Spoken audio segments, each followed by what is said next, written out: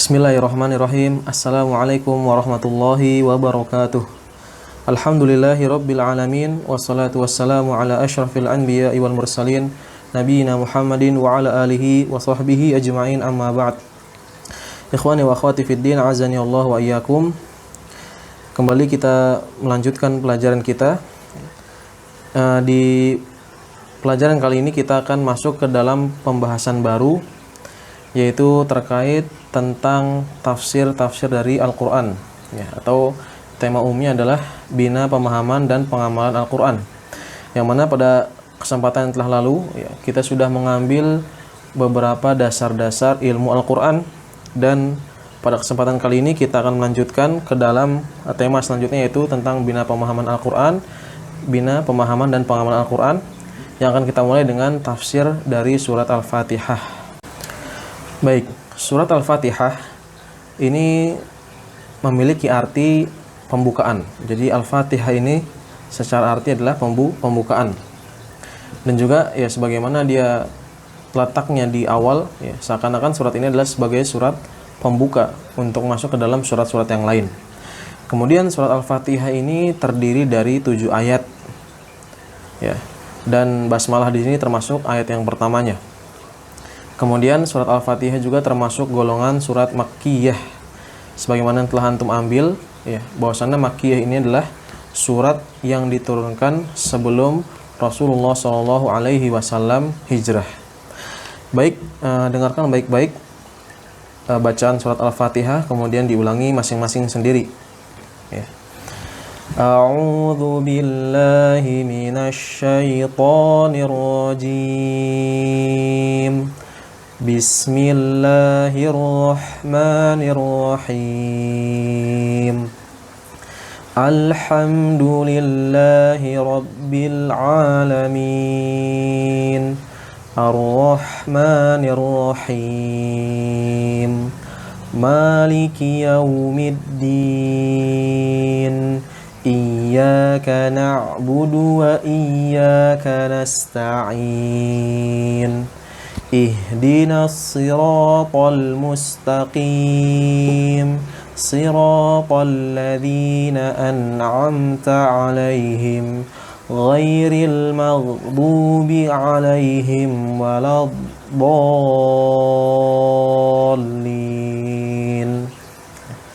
Perhatikan baik-baik bacaannya, ya, kemudian diulangi masing-masing, ya, karena surat Al-Fatihah ini adalah surat yang sangat penting sekali, ya, di mana surat Al-Fatihah ini termasuk rukun dalam sholat, ya. Maka barang siapa yang tidak hafal surat Al-Fatihah, maka sholatnya tidak sah. Selanjutnya, arti dari surat Al-Fatihah itu sendiri, ya, dengarkan baik-baik. Ya, yang pertama, dengan menyebut nama Allah yang Maha Pemurah lagi Maha Penyayang. Ayat yang kedua, segala puji bagi Allah, Tuhan semesta alam. Ayat yang ketiga, Maha Pemurah lagi Maha Penyayang. Ayat yang keempat, yang menguasai di hari pembalasan. Yang kelima, hanya Engkaulah yang kami sembah, dan hanya kepada Engkaulah kami meminta pertolongan. Ayat yang keenam, tunjukilah kami jalan yang lurus. Ayat yang ketujuh dan terakhir, yaitu jalan orang-orang yang telah Engkau beri nikmat kepada mereka, bukan jalan mereka yang dimurkai, dan bukan pula jalan mereka yang sesat. Ya. Secara umum, seputar dari surat Al-Fatihah ini yang perlu antum ketahui, yang pertama adalah surat Al-Fatihah ini dinamakan juga Ummul Kitab. Ya, jadi surat Al-Fatihah yang sering kita dengar, sering kita baca, ya, ini ternyata punya nama lain, ya. Nama lainnya apa? Ummul Kitab. Kenapa dinamakan Ummul Kitab? Karena di dalamnya terkandung pokok pembahasan tauhid, ibadah, hari pembalasan, dan jalan hidup seorang anak Adam. Ya, jadi karena di dalam surat Al-Fatihah terkandung rangkuman dari isi Al-Quran, ya, maka para ulama menyebutnya surat Al-Fatihah ini dengan Ummul Kitab, ya, yang kalau diartikan adalah induknya Al-Quran, begitu. Kemudian yang kedua, keutamaan surat Al-Fatihah ini diantaranya saja, ya. Di antara keutamaan surat Al-Fatihah adalah yang pertama, sebagaimana tadi sudah dijelaskan nih. Yang pertama adalah syarat sah sholat, ya. Jadi ini keutamaan yang sangat agung sekali, ya, di mana Allah Subhanahu wa taala menjadikan surat Al-Fatihah ini menjadi ya syarat sahnya sholat gitu. Jadi kalau kita, atau kita bisa katakan surat Al-Fatihah adalah rukun, yang mana kalau kita nggak baca surat Al-Fatihah dalam sholat kita, maka sholat kita tidak sah. Kemudian yang kedua, keutamaan yang kedua adalah surat ini adalah surat untuk meruqyah, ya. Jadi keutamaan surat Al-Fatihah yang lain adalah bahwasanya surat ini bisa kita gunakan untuk meruqyah, ya, untuk menghilangkan menghilangkan dan membentengi diri kita dari gangguan jin, ya. Baik ikhwani wa akhwati fiddin, azani Allah wa iyyakum, ya, kita masuk ke dalam penjelasan dari surat Al-Fatihah ini. Yang pertama, ya, di sini nama Allah adalah sebuah nama yang hanya khusus bagi Allah Subhanahu wa taala, ya. Jadi kita nggak boleh menamai, ya, nama Allah ini kepada selain Allah Subhanahu wa taala, ya. Hukumnya haram, ya. Ya, sebagai contoh misalnya, wal iyadzubillah, ya, kita berlindung pada Allah Subhanahu wa taala dari hal tersebut, ya. Misalnya kalau ada seseorang yang memberikan nama berhala dengan nama Allah, ya, maka itu perbuatan yang terlarang. Kemudian arti dari Allah itu sendiri apa sih? Ya, artinya adalah yang memiliki sifat uluhiyah dan ubudiyah. Uluhiyah itu artinya apa? Yaitu sifat keesaan dan keberhakan untuk diibadahi. Ya, artinya Allah Subhanahu wa taala ini yang hanya berhak diibadahi, nggak boleh selain Allah itu diibadahi, ya. Kemudian sifat ubudiyah yang artinya adalah konsekuensi, yang berkonsekuensi untuk diibadahi oleh seluruh makhluk, ya. Yang artinya apa? Ubudiyah ini yang mengharuskan seluruh makhluk itu yang ada di dunia ini, yang ada di alam semesta ini, untuk tunduk dan patuh kepada Allah Subhanahu wa taala. Kemudian yang kedua, Ar-Rahman, ya. Ar-Rahman di sini artinya yang maha memiliki rahmat yang luas, yang mencakup seluruh makhluk, ya. Sekali lagi bahwasanya yang memiliki rahmat yang luas, yang mencakup seluruh makhluk. Sedangkan Ar-Rahim, ya, artinya maha memberikan rahmat kepada siapa saja yang Allah taala kehendaki. Ya, dari definisi sini kalian bisa ambil kesimpulan bahwasanya Ar-Rahman dan Ar-Rahim ini kurang lebih sama, ya, yaitu sama-sama yang memiliki rahmat, ya. Namun ada perbedaan dari dua nama Allah ini, yaitu Ar-Rahman, Ar-Rahim. Yaitu apa perbedaannya? Ya, perbedaan antara Ar-Rahman dan Ar-Rahim adalah bahwa Ar-Rahman maha pemurah kepada seluruh alam, ya. Sedangkan Ar-Rahim adalah maha penyayang kepada orang-orang yang beriman, ya. Oleh karena kalau antum lihat, ya, terkadang yang mendapatkan nikmat itu nggak hanya orang-orang beriman saja, terkadang orang-orang mukmin pun mendapat rahmat dari Allah dan juga nikmat dari Allah Subhanahu wa taala, ya. Sebagaimana antum melihat orang-orang kafir, ya, terkadang mereka mendapatkan, ya, sebagian dari urusan dunia, ya. Terkadang mungkin bisa jadi lebih dari orang-orang mukmin, ya. Itu karena apa? Karena rahmat dari Allah Subhanahu wa taala yang luas, yang mencakup seluruh makhluk, ya, yang muslim maupun yang kafir. Sedangkan Ar-Rahim, ya, maha penyayang Allah Subhanahu wa taala ini hanya khusus bagi orang-orang yang beriman, ya. Sehingga Allah Subhanahu wa taala ini mengkhususkan bagi orang-orang yang beriman, ya, dari orang-orang kafir itu, ya, seperti apa? Seperti surga. Ini hanya khusus untuk orang yang beriman, ya. Seperti ganjaran pahala yang banyak dan lain sebagainya, ya. Yang itu hanya khusus yang Allah Subhanahu wa taala berikan dan persiapkan untuk orang-orang yang beriman. Kemudian yang ketiga, alhamdulillah, ya, di sini, ya, di ayat yang kedua, kalau kita baca alhamdulillahi rabbil alamin, ya. Apa sih makna alhamdulillah yang biasa kita ucapkan, yang sering kita dengar, ya kan? Alhamdulillah ini kan artinya adalah segala puji hanya milik Allah Subhanahu wa taala, ya. Jadi alhamdulillah ini adalah pujian, ya, kepada Allah taala dengan sifat-sifat yang sempurna disertai kecintaan dan pengagungan, ya. Jadi alhamdulillah ini adalah pujian bagi Allah, ya, dengan sifat-sifat yang sempurna, namun harus disertai dua hal, ya. Pujian kepada Allah ini dengan sifat-sifat yang sempurna ini harus disertai dua hal. Yang pertama apa? Kecintaan dan pengagungan, ya. Jadi harus disertai kecintaan dan pengagungan, dua-duanya harus ada. Nggak boleh kita hanya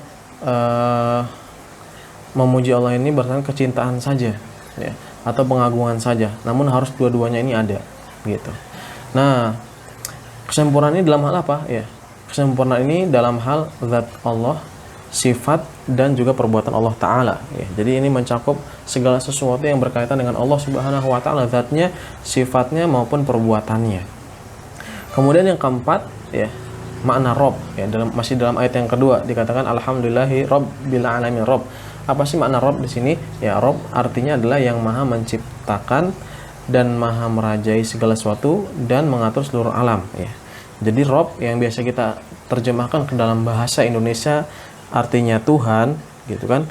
Nah, di sini Rob ini ternyata mencakup 3 hal, dan ini harus ada pada makna Rob. Yang pertama menciptakan, maha menciptakan, kemudian maha merajai, dan yang ketiga adalah maha mengatur seluruh alam.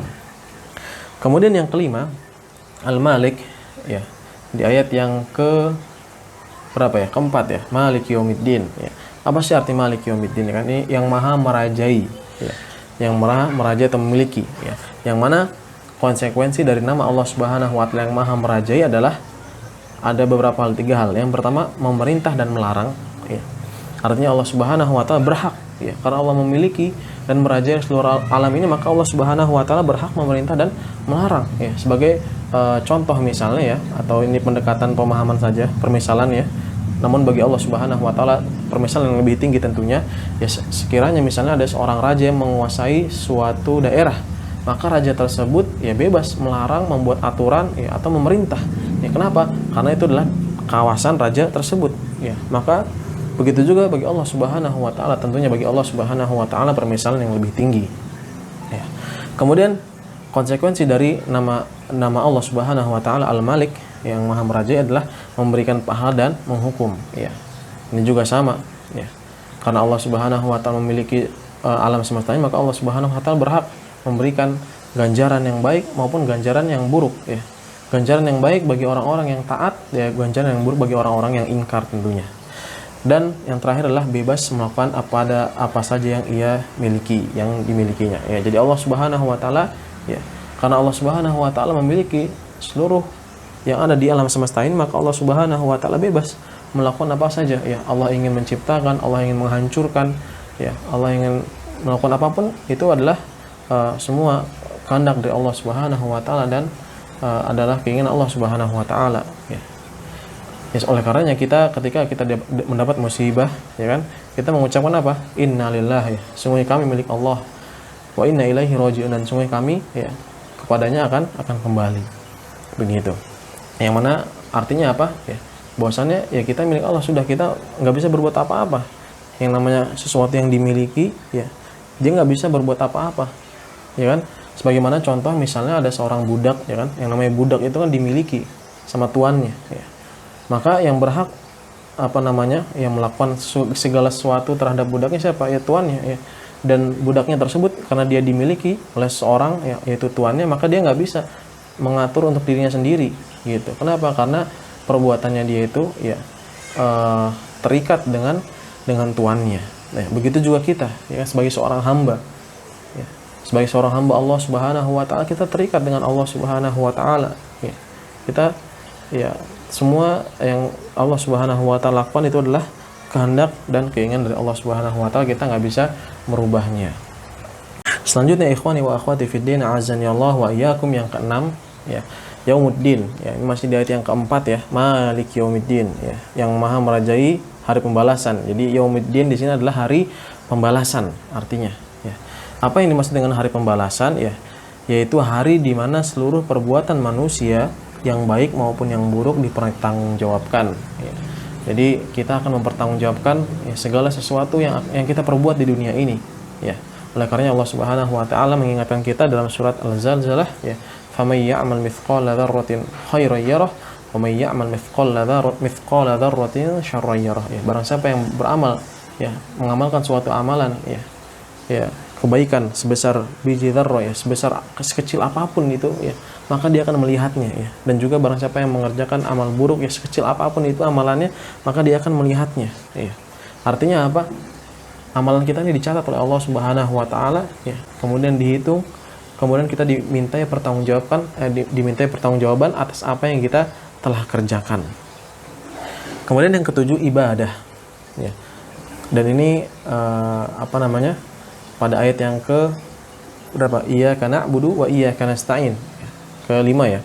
Ya, iyyaka na'budu wa iyyaka nasta'in, ya. Kepada Engkaulah kami beribadah. Nah, ibadah di sini apa sih?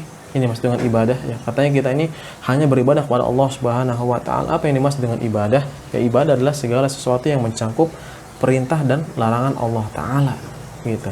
Jadi ibadah adalah segala sesuatu yang mencakup perintah dan larangan Allah Subhanahu wa taala. Ya. Artinya ketika Allah Subhanahu wa taala memerintahkan kita, itu adalah sebuah ibadah. Begitu juga ketika Allah Subhanahu wa taala melarang kita, itu sebuah ibadah. Ya, jangan kita mengira ibadah itu hanya terbatas pada kita sholat, membaca Al-Quran, atau kita bersedekah. Itu memang ibadah. Namun tidak hanya itu, ada yang lainnya, itu apa? Ketika kita menahan diri kita dari segala sesuatu yang dilarang oleh Allah Subhanahu wa taala, itu pun termasuk ibadah. Ya. Yang mana kalau kita meniatkan dalam diri kita untuk meninggalkan sebuah maksiat, maka Allah Subhanahu wa taala akan memberikan ganjaran. Kemudian yang ke-8, isti'anah. Ini masih di ayat yang kelima, iyyaka na'budu wa iyyaka nasta'in. Ya, kepada Engkau lah kami meminta pertolongan, isti'anah. Ya. Isti'anah maksudnya apa? Adalah bersandar kepada Allah Ta'ala untuk mendatangkan manfaat dan menolak kemudaratan. Ya. Artinya ketika dalam ayat yang kelima ini kan, dan hanya kepadamu lah kami meminta pertolongan. Ya. Yang maksud dari meminta pertolongan, kita menyandarkan diri kita kepada Allah Subhanahu wa taala untuk mendatangkan manfaat dan juga menolak kemudaratan. Ya. Dan di sini mengandung makna bahwasannya kita ini hanya boleh meminta manfaat, ya, bantuan, ya, dan juga menolak kemudaratan hanya kepada Allah Subhanahu wa taala. Yang pertama kita minta pertolongan, ya, baru kepada makhluk, ya. Ya. Tentunya bukan berarti kita nggak boleh minta pertolongan kepada makhluk, namun juga kita harus menyandarkan diri kita yang pertama itu kepada Allah Subhanahu wa taala, ya. Dan ketika kita meminta pertolongan kepada makhluk diperbolehkan, ya. Diperbolehkan, ya. Bukan berarti tidak boleh.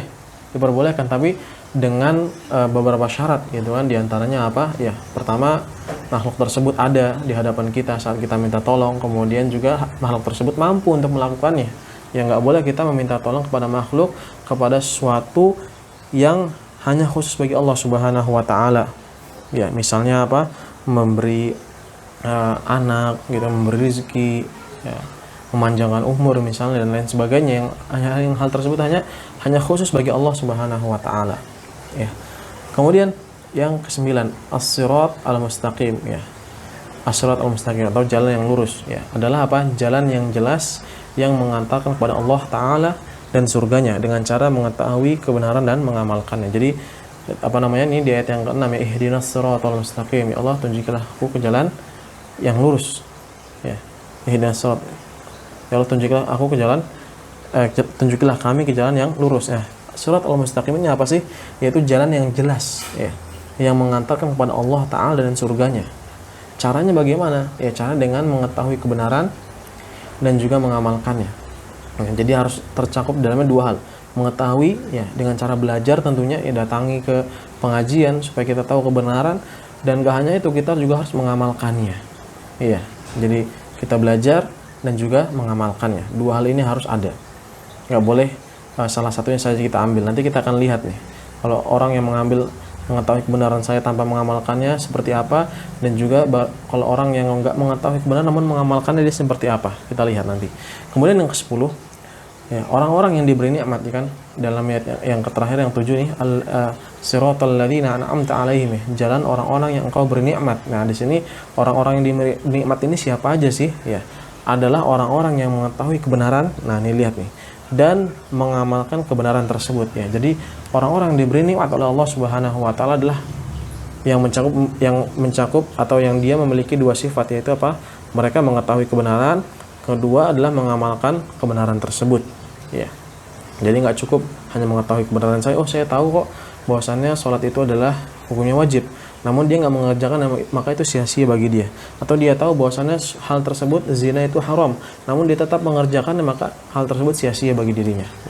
Nah, orang-orang yang diberi nikmat ini siapa saja? Ya, mereka adalah para nabi, para orang-orang as-siddiq, ya, orang-orang yang jujur, ya. Kemudian para syuhada, orang-orang yang syahid, dan orang-orang soleh. Gitu. Kemudian yang 11, orang-orang yang dimurkai, ya, ghairil maghdubi alaihim, ya, bukan jalan orang yang engkau murkai, ya. bukan jalan yang Allah Subhanahu wa taala murkai. Siapa? Jalan orang yang dimurkai oleh Allah Subhanahu wa taala adalah orang-orang yang mengetahui kebenaran namun enggan mengamalkannya. Nah, ini kalau kita nih tahu kebenaran, seperti tadi kita tahu bahwasannya minum minuman keras itu, minum khamr itu adalah haram, namun kita tetap minum khamr, ya, maka kita ini termasuk orang-orang yang dimurkai oleh Allah Subhanahu wa taala karena kita mengetahui kebenaran namun kita enggan mengamalkannya. Dan ini seperti siapa? Seperti orang-orang Yahudi. Ya. Orang-orang Yahudi itu mereka tahu sebetulnya apa? Bahwasan nanti pada akhir zaman ya akan ada seorang nabi, ya, yaitu Nabi Muhammad SAW. Bahkan mereka ini ya benar-benar tahu ya namanya, sifatnya dan nasabnya, namun mereka ini menyembunyikannya. Ya. Sampai-sampai Allah Subhanahu wa taala ya menggambarkan dalam Al-Qur'an itu mereka itu mengetahui tentang kerasulan Nabi SAW sebagaimana mereka itu mengetahui ya anaknya sendiri. Begitu. Itu saking penggambaran dari Allah Subhanahu wa taala bagaimana pengetahuan mereka tentang kerasulan Nabi Muhammad SAW. Namun ya, pengetahuan mereka itu nggak bermanfaat bagi mereka. Kenapa? Karena mereka nggak mengamalkan apa yang mereka tahu. Gitu. Kemudian yang terakhir nih, faedah yang bisa kita ambil ya, atau penjelasan yang bisa kita ambil dari surat Al-Fatihah ini yang ke-12 adalah orang-orang yang sesat, ya. Waladhdallin, ya, dan bukan jalan orang-orang yang sesat. Ya, siapa saja sih orang-orang yang sesat ini? Ya. Orang sesat adalah orang-orang yang meninggalkan kebenaran. Dia meninggalkan kebenaran, nggak mau dia menerima kebenaran, nggak mau belajar, ya, nggak mau mencari kebenaran, ya, karena kebodohan atau orang-orang yang tidak mengetahui kebenaran namun mengamalkannya. Gitu. Nah, seperti siapa? Seperti orang-orang Nasrani, ya. Dan juga kita nggak boleh seperti orang Nasrani nih, yang kita nggak tahu ya jalan kebenaran seperti apa, ya. Namun mereka yang penting beramal saja, ya. Nggak cukup kita beramal, namun juga kita harus mengetahui ya jalan kebenaran itu seperti apa, yaitu dengan cara belajar. Ya, nggak bisa kita buat cara ibadah sendiri, ya, tanpa petunjuk dari Allah dan Rasul Shallallahu Alaihi Wasallam. Baik, ikhwani wa akhwati fiddin, azani Allah wa iyyakum. Ya, setelah kita mengetahui ya tentang penjelasan dari surat Al-Fatihah secara umum ya, atau secara rinci, kita akan mengambil pelajaran yang bisa kita petik dari surat Al-Fatihah ini. Ya, kurang lebih di sini ada 11 pelajaran ya. Yang pertama, memulai sesuatu dengan basmalah, ya, dengan tujuan meminta pertolongan dan keberkahan dari Allah Subhanahu wa taala. Ya. Kalau kita lihat di sini ya, Al-Qur'an ya, ternyata surat Al-Fatihah ini yang mana surat yang pertama dalam Al-Qur'an ya, dimulai dengan apa? Dengan basmalah, ya. Yang mana tujuan ya, kita memulai dengan basmalah adalah untuk meminta pertolongan dan keberkahan dari Allah Subhanahu wa taala, ya. Oleh karenanya kita hendaknya memulai segala sesuatu urusan kita ya, yaitu dengan basmalah, jangan sampai lupa. Ya, bismillahirrahmanirrahim. Ketika hendak menulis, kita mengucapkan basmalah, bismillahirrahmanirrahim. Ya, ketika hendak membaca, kita mengucapkan basmalah, bismillahirrahmanirrahim, dan lain sebagainya. Kemudian pelajaran yang kedua, memulai doa dengan memuji Allah Ta'ala. Nah, ini juga penting nih, saat kita berdoa ya, dan ketika kita mau berdoa itu jangan langsung meminta doa tersebut, namun kita harus dahului dengan pujian bagi Allah Subhanahu wa taala. Ya. Sebagaimana juga kita ya ketahuilah ketika dalam kehidupan kita gitu kan, ketika kita ingin meminta kepada seseorang ya tentunya kita nggak main langsung ya minta begitu saja, namun ya kita ada basa-basinya dulu gitu kan, ya kita puji dia dulu dan lain sebagainya, ya baru kita jelaskan hajat dan kebutuhan kita. Ya begitu juga ketika kita memanjatkan doa kepada Allah Subhanahu wa taala, meminta kepada Allah Subhanahu wa taala, maka kita mulai ya hal tersebut dengan doa. Ya. Dan ini kita bisa ambil faedah ini dari surat Al-Fatihah. Kalau kita lihat ya di ayat yang ke-5 ya, ketika salah tadi ya, ketika kita berdoa ihdinas siratal mustaqim, ya Allah tunjukilah kami ke jalan yang lurus, ya kan? Yang mana di situ ya menunjukkan permohonan kan? Ya, di sana menunjukkan permohonan ya, yang mana sebelum ada permohonan itu ada apa? Ada pujian bagi Allah Subhanahu wa taala. Bismillahirrahmanirrahim, dengan menyebut nama Allah Subhanahu wa taala yang Maha Pengasih lagi Maha Penyayang, ya, dan seterusnya. Gitu kan? Ya, alhamdulillahirabbil alamin, segala puji hanya milik Allah, Rabb semesta alam, ya. Rahmanir-Rahim, yang Maha Murah lagi Maha Penyayang, Maliki Yaumiddin, yang merajai hari pembalasan, ya kan? Pujian bagi Allah, kemudian baru kita meminta. Kemudian pelajaran yang ketiga yang bisa kita ambil dari surat ini adalah menetapkan nama Ar-Rahman dan Ar-Rahim bagi Allah. yang menetapkan nama Ar-Rahman dan juga Ar-Rahim bagi Allah Subhanahu wa taala. Artinya Allah Subhanahu wa taala memiliki nama Ar-Rahman dan juga Ar-Rahim, ya. Tentunya juga Al-Malik, ya, di situ, ya. Kemudian yang keempat, mengesahkan atau mentauhidkan Allah taala dalam hal ketuhanan yang berhak disembah dan nama-nama yang baik dan sifat-sifatnya yang mulia, ya. Jadi ketika kita mengesahkan Allah atau mentauhidkan Allah Subhanahu wa taala, ya, dalam, maka hal tersebut harus mencakup 3 hal. Yang pertama, kita mengesahkan Allah dalam hal ketuhanan, ya, di mana Allah Subhanahu wa taala yang Maha mencipta, ya, yang Maha memberi rizki, yang Maha mengatur seluruh alam, ya. Dan juga kita juga harus mengesahkan Allah Subhanahu wa taala sebagai Rabb yang satu-satunya yang berhak untuk disembah. Ya, nggak ada selain Allah Subhanahu wa taala yang berhak disembah, itu nggak ada. Kemudian juga kita harus mengesahkan Allah Subhanahu wa taala dalam nama-nama yang baik dan juga sifat-sifatnya yang mulia, ya. Artinya kita harus mengesahkan nama-nama itu hanya untuk Allah Subhanahu wa taala dan juga sifat-sifat itu hanya khusus untuk Allah Subhanahu wa taala. Ya, misalnya kita mendapati seperti tadi, ya, Ar-Rahman yang Maha Pemurah, ya, yang Maha memiliki rahmat, yaitu kita berikan sifat tersebut hanya untuk Allah Subhanahu wa taala, ya, dengan segala sesuatu yang layak dan berhak sesuai dengan keagungan dan kesempurnaan Allah Subhanahu wa taala, ya. Ya, walaupun misalnya ada kesamaan antara sifat Allah Subhanahu wa taala dengan sifat makhluk, ya. Misalnya Allah Subhanahu wa taala memiliki sifat As-Sami', yang Maha nama As-Sami', yang Maha mendengar, ya. Artinya Allah Subhanahu wa taala memiliki sifat pendengaran, ya. Tentunya pendengaran, ya, walaupun manusia juga punya pendengaran, namun pendengaran Allah Subhanahu wa taala tidak sama dengan pendengaran makhluk. Kita harus mengesahkan Allah Subhanahu wa taala dalam hal tersebut. Artinya pendengaran Allah Subhanahu wa taala mencakup segala sesuatu, ya, berbeda dengan pendengaran manusia yang terbatas. Kemudian yang kelima, pelajaran yang bisa kita ambil, menetapkan adanya hari kebangkitan dan pembalasan, ya. Ini harus kita imani nih betul-betul bahwasanya nanti pada hari kiamat, ya, Allah Subhanahu wa taala akan membangkitkan manusia dan membalas segala sesuatu yang telah dikerjakan oleh manusia di dunia. Kemudian pelajaran yang keenam, anjuran untuk beramal dalam mempersiapkan di hari pembalasan. Nah, ini juga, ya, karena kita beriman tadi dengan hari kebangkitan dan pembalasan, maka di sini mengandung anjuran bagi kita untuk beramal, ya, dalam rangka apa? Mempersiapkan diri di hari pembalasan. Kemudian yang ketujuh, mengikhlaskan ibadah hanya kepada Allah Subhanahu wa taala. Nah, ini penting nih. Ketika kita beribadah pada Allah Subhanahu wa taala, harus mengikhlaskan ibadah tersebut. Enggak boleh kita palingkan ibadah tersebut kepada selain Allah Subhanahu wa taala. Maka siapa saja yang mengikhlaskan ibadah kepada selain Allah Subhanahu wa taala, maka dia telah melakukan kesyirikan. Nanti jatuhnya bisa ke dalam syirik besar atau syirik kecil. Tentunya dalam permasalahan ini ada perinciannya. Kemudian yang kedelapan, menyandarkan diri kepada Allah dan memohon pertolongan dalam segala apapun, termasuk dalam hal ibadah, ya. Jadi kita harus menyandarkan diri kepada Allah dan memohon pertolongan, ya, dalam segala hal apapun, ya, termasuk dalam ibadah. Jadi ketika kita ibadah pun kita harus meminta dan menyandarkan diri kepada Allah Subhanahu wa taala, ya.